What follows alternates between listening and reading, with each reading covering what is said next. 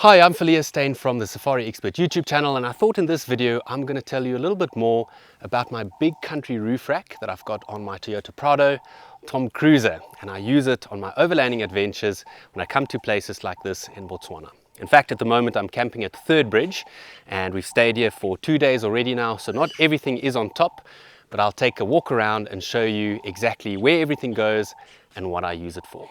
Now, first and foremost is the big country Ostrich Wing Awning that sits here on the side.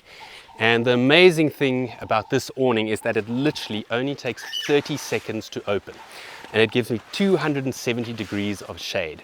Really the quickest and easiest thing, and the first thing that I would put on top of my roof rack. Now, if we go to the back here, you'll see that there's a slot for my big country table that slides in underneath.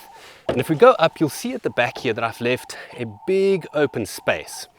Now, the reason for that is I have a big canvas bag that I strap to the back, and that has space for chairs, a second table, and a few other odds and ends. Now, just be very careful when you do put something like that on and you want to strap it on. Be very careful of those bungee straps, because if you accidentally let go of one of them, they can knock your teeth out, take an eye out, or worst case, make you lose your balance and you'll fall off the roof rack. So be very, very careful with that.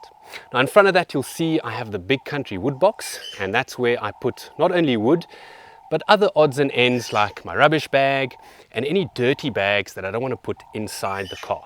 In front of that is space for a second spare wheel, always handy when you go to very wild places. And then right in the front, you'll see 2 brackets for jerry cans. So 4 jerry cans, or 80 liters in total.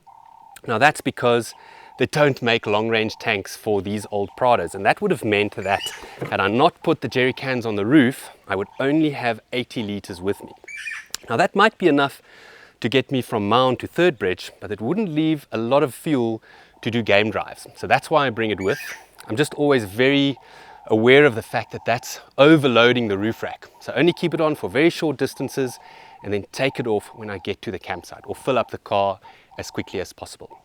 On the other side, there is also space for my high lift jack, my spade, and then space here for a gas bottle as well.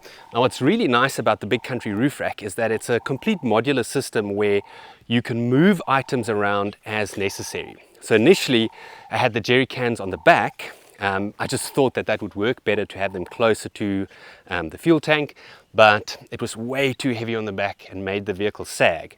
So I just moved them to the front, and I realized at that stage that everything else has to move forward just because of the size of my chair bag at the back.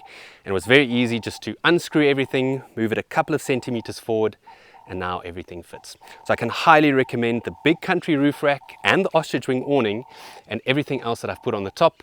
So if you want more information, go and check out the link in the video description.